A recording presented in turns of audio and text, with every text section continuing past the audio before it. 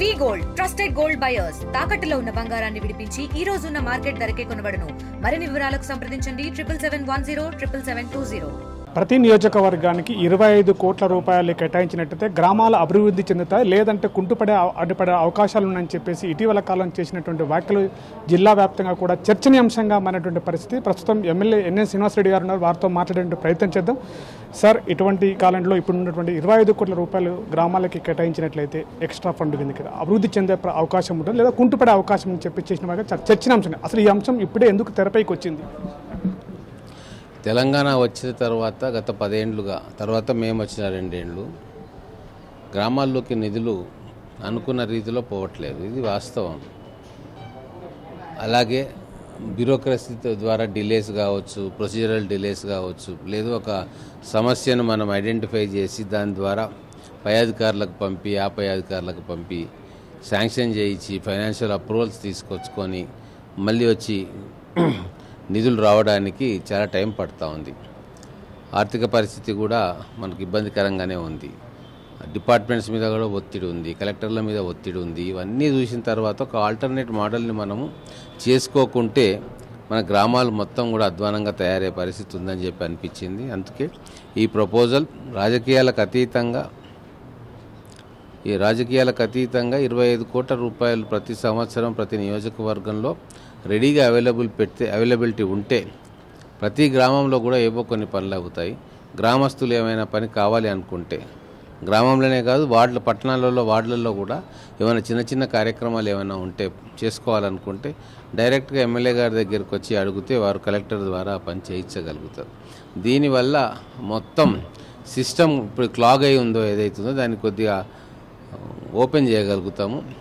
ప్రజలకు ప్రజాస్వామ్యం మీద నమ్మకం కలిగించిన వాళ్ళు అవుతాం. ఎందుకంటే వాళ్ళు గ్రామాల్లో ఎవ్వరు పోయినా మాకు ఇది కావాలి అది కావాలి అంటూ ఉన్నారు, కానీ అది తొందరగా కావట్లేదు. ఎమ్మెల్యేలను అడుగుతూ ఉన్నారు, ఎంపీలను అడుగుతూ ఉన్నారు, కింది స్థాయిలో రాజకీయ నాయకులను అడుగుతూ ఉన్నారు, అధికారులను అడుగుతూ ఉన్నారు, ప్రజావాణికి వచ్చి కలెక్టర్కు వినతి పత్రాలు ఇస్తూ ఉన్నారు, కానీ ఎక్కడ కూడా అవి తొందరగా పరిష్కారం అవుతున్న దాఖలాలు కనబడట్లే.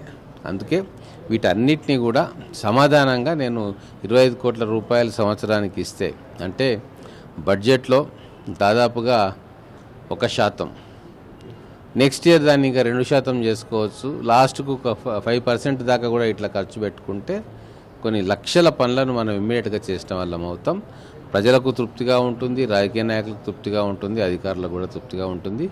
ఈ పద్ధతిలో కరప్షన్ కూడా మినిమం కరప్షన్ తోటి అవుతుంది. ఈ సిస్టంలో కింది స్థాయి నుంచి పై స్థాయి దాకా ఎక్కడో దగ్గర కరప్షన్ జరుగుతూ ఉంటుంది. సో ఇది ఈ ఆల్టర్నేట్ సిస్టమ్ ద్వారా ఆ కరప్షన్ని కూడా మనం తగ్గించిన వాళ్ళం అవుతాం. ఇది ఒక ప్రపోజల్ను నేను అందరు ఎమ్మెల్యేలతో మాట్లాడుతూ ఉన్నా, ప్రభుత్వం దృష్టికి కూడా తీసుకెళ్తా ఉన్నా. ఇక ప్రతిపక్షాలు కొన్ని వక్రభాషలు కూడా చెప్తా ఉన్నాయి. నేను అందరి కోసం ఈ మాట చెప్తా ఉన్నా, కేవలం రూలింగ్ పార్టీ అని కాదు. గతంలో గ్రామాలకు నిధులు కావాల్సినంతగా పోలేదు, కాబట్టి ఈ సిస్టమ్ ద్వారా మనం అనుకున్నట్టుగా గ్రామాలను మంచిగా అద్భుతంగా తయారు చేసుకోవచ్చు ఆలోచనతోటే ఇది చెప్తా ఉన్నాం. అంటే ప్రధానంగా ఈ అంశం పైన కూడా మీరు ఇచ్చినటువంటి ఎమ్మెల్యేలందరినీ కూడా ఉమ్మడి జిల్లా వ్యాప్తంగా కూడగట్టేప్పుడు మద్దతు ఇస్తున్నారా, కూడగట్టే ప్రయత్నం చేస్తున్నారా, వాళ్ళతో మాట్లాడే ప్రయత్నం? అందరితో మాట్లాడుతూ ఉన్నాం. వాళ్ళు కూడా చాలా ఈ ప్రపోజల్ను స్వాగతిస్తూ ఉన్నారు. ఇటువంటిది అవసరం ఇది ఉంటే మేము గ్రామాల్లో తిరిగి వాళ్ళకి ఏం కావాలనో అక్కడికక్కడనే పరిష్కారం మేము చేయగలుగుతాము అనే ఆలోచనతో వాళ్ళు ఉన్నారు. ఖచ్చితంగా దీన్ని మంత్రివర్గం దృష్టికి, ముఖ్యమంత్రి గారి దృష్టికి తీసుకుపోతాం. వచ్చే బడ్జెట్లో దీన్ని అధికారికంగా పెట్టే ప్రయత్నం మేము ఖచ్చితంగా చేస్తాం. అంటే రాష్ట్ర ఆర్థిక బడ్జెట్ పైన అధిక భారం పడేటువంటి పరిస్థితి కూడా ఎలగొడుతుంది. ఇప్పటికే రాష్ట్ర పరిస్థితి కూడా బాలేనటువంటి పరిస్థితి, ఎట్లా అంటారు దీన్ని? ఆర్థిక భారం పడదు. ఇది ఇన్ఫ్యాక్ట్ ఇది ప్రజల సమస్యలను వెంబడే పరిష్కరింపజేసే విధంగా ఈ కార్యక్రమం ఉన్న బడ్జెట్లోనే మాకు ఇచ్చిన అమౌంట్ మిగతా రెగ్యులర్ బడ్జెట్లో అంతవరకు కోత విధిస్తే ఎటువంటి అదనపు ఆర్థిక భారం పడదు. కాకపోతే అవసరం లేని పనులకు 1000 కోట్ల రూపాయలు ఖర్చు పెట్టే బదులు అవసరం ఉన్న ప్రతి పనికి చిన్న పనులకు కూడా మనం ఇమ్మీడియట్గా నిధులు ఇచ్చుకునే అవకాశం ఉంటుంది. ఉన్న బడ్జెట్లోనే దీన్ని చేసుకోవచ్చు. డిపార్ట్మెంట్స్ అన్నిటికీ కూడా మనం అయితే బడ్జెట్లు కేటాయిస్తున్నామో ఆ అమౌంటే ఇక్కడికి వస్తుంది.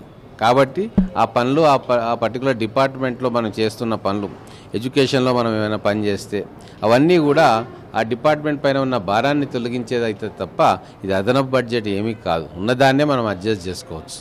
మీరు చేసినటువంటి ప్రతిపాదన రాష్ట్ర ముఖ్యమంత్రి దృష్టికి ఎప్పటిలోపు తీసుకుపోయే ప్రయత్నం చేస్తారు, మంత్రివర్గంలో చర్చించేటువంటి అవకాశాలు ఏమైనా కనబడుతుంటాయి? జరుగుతుంది. ముఖ్యమంత్రి గారి దృష్టికి కూడా ఈ ప్రతిపాదన పోయే ఉంటుంది. కాకపోతే ఏంటంటే ఎమ్మెల్యేలలో ఏకాభిప్రాయం వచ్చిన తర్వాత దాన్ని గౌరవ ముఖ్యమంత్రి గారి దగ్గర తీసుకెళ్లాలని చెప్పి అనుకుంటా ఉన్నాను. సో ఇది ప్రధానంగా వినిపిస్తున్నటువంటిది.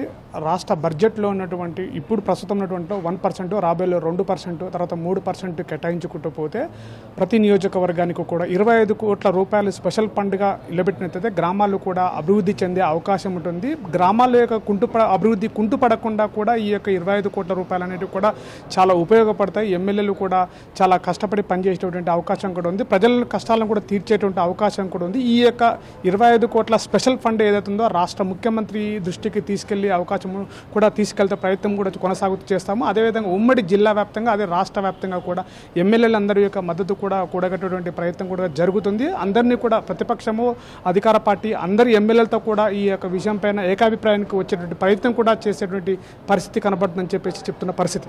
కెమెరా పర్సన్ నర్సింగ్తో శివాజీ, ఆర్టీవీ, మహబూబ్నగర్. తెలుగులో ఫాస్టెస్ట్ న్యూస్ ఇప్పుడు కొత్త అవతారంలో 5 సెకండ్లోనే పూర్తి వార్తా సమాచారం మీ చేతిలో. సోషల్ మీడియా ట్రెండ్స్ మీ కళ్ళ ముందుకే live TV and voice search ఆప్షన్స్తో ఇప్పుడే డౌన్లోడ్ చేయండి. యాప్ లింక్ డిస్క్రిప్షన్లో ఉంది.